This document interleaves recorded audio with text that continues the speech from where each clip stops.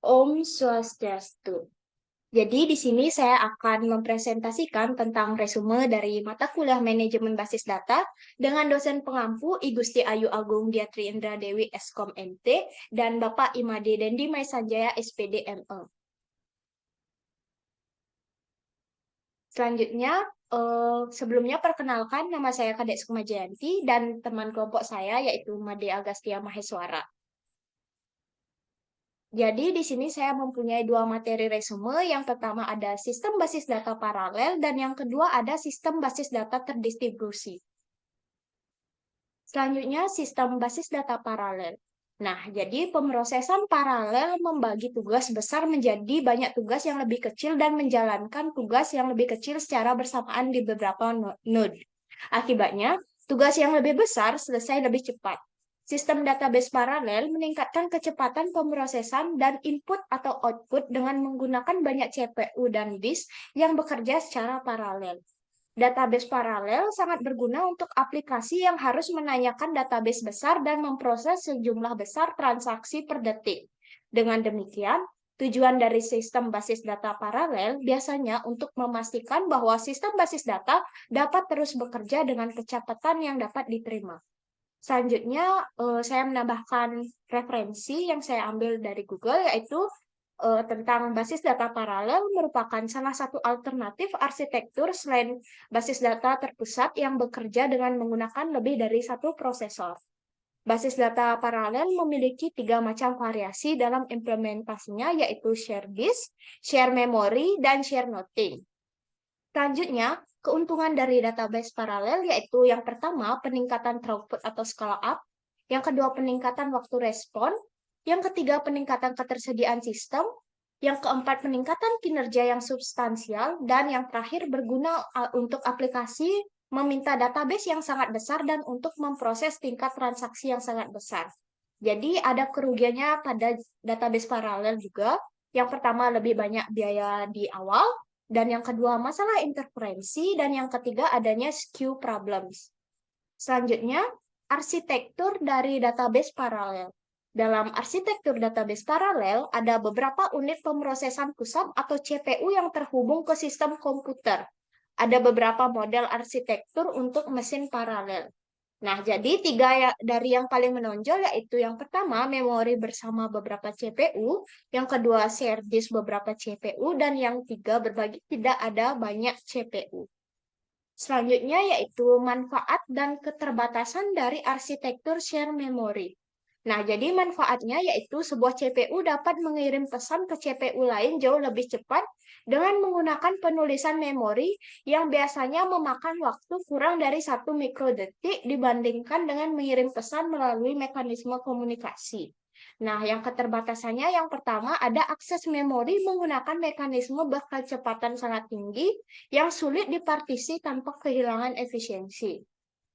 Selanjutnya, karena bus komunikasi atau jaringan interkoneksi digunakan bersama oleh semua CPU, jadi arsitektur memori bersama tidak dapat diskalakan melebihi 80 atau 100 CPU secara paralel. Dan yang terakhir, adanya penambahan CPU yang lebih banyak menyebabkan CPU menghabiskan waktu menunggu giliran di bus untuk mengakses memori. Selanjutnya ada share disk arsitektur database paralel, yaitu dalam sistem disk bersama, beberapa CPU terpasang ke jaringan interkoneksi dan setiap CPU memiliki memorinya sendiri.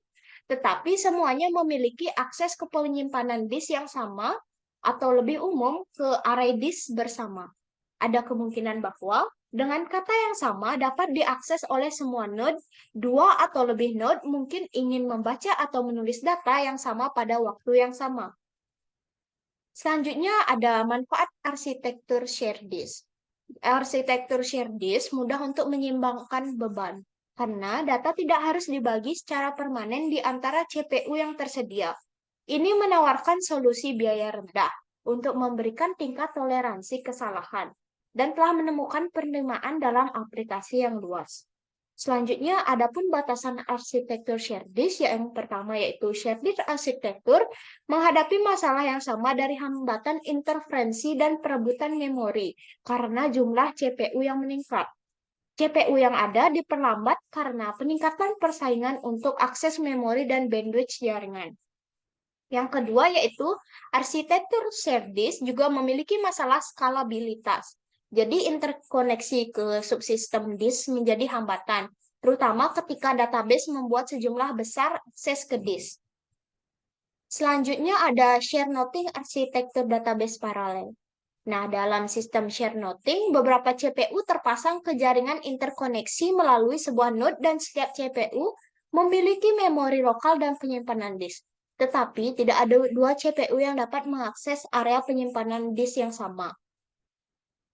Selanjutnya ada manfaat arsitektur share noting. Ada 4. Yang pertama, arsitektur share noting meminimalkan pertikaian antar CPU dengan tidak berbagi sumber daya dan karena itu menawarkan skalabilitas tingkat tinggi.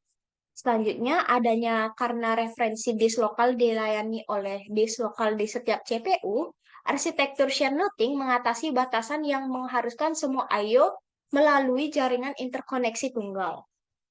Selanjutnya ada jaringan interkoneksi untuk arsitektur share noting biasanya dirancang agar dapat diskalakan.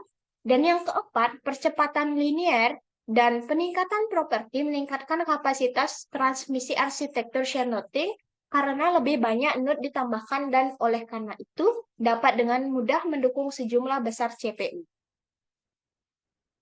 Nah, selanjutnya adanya keterbatasan arsitektur share noting, yaitu memerlukan administrator untuk mempartisi atau membagi data dengan benar di berbagai disk.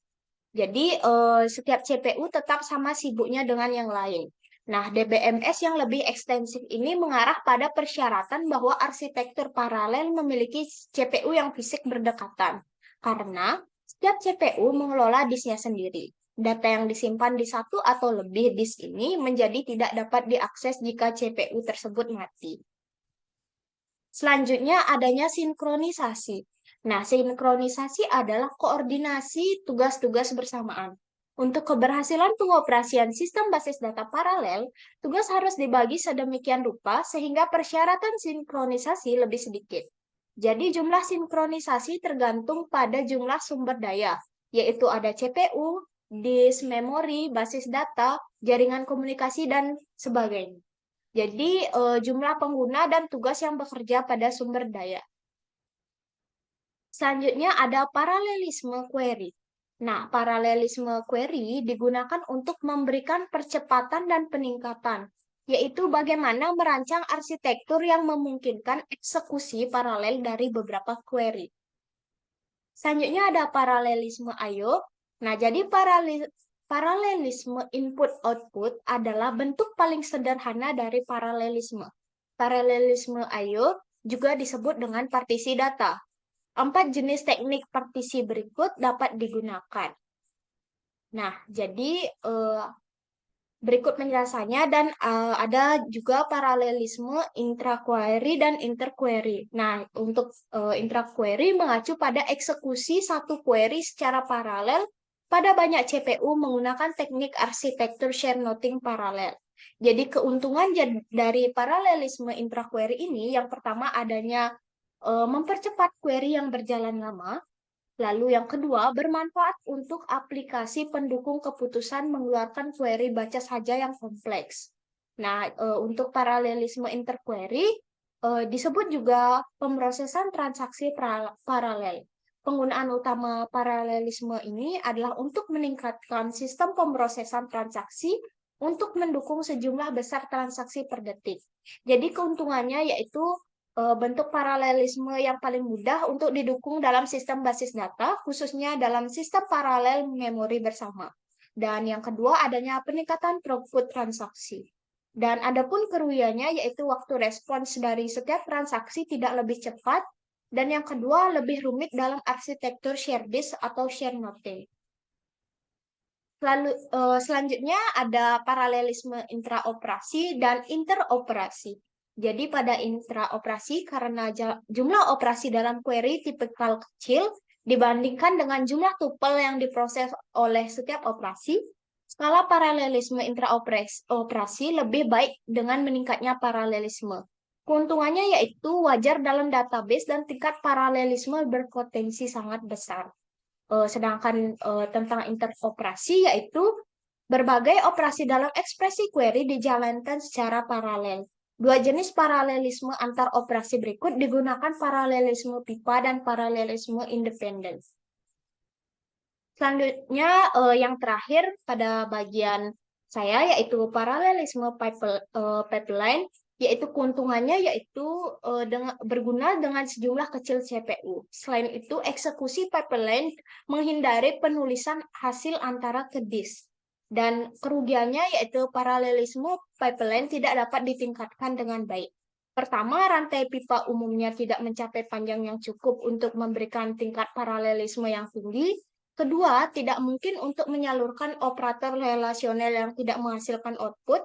Ketiga, hanya peningkatan marginal yang diperoleh untuk kasus yang sering terjadi di mana biaya eksekusi satu operator jauh lebih tinggi daripada operator lainnya. Baik, selanjutnya akan dilanjutkan pada sistem basis data terdistribusi oleh teman saya, Agastya. Terima kasih.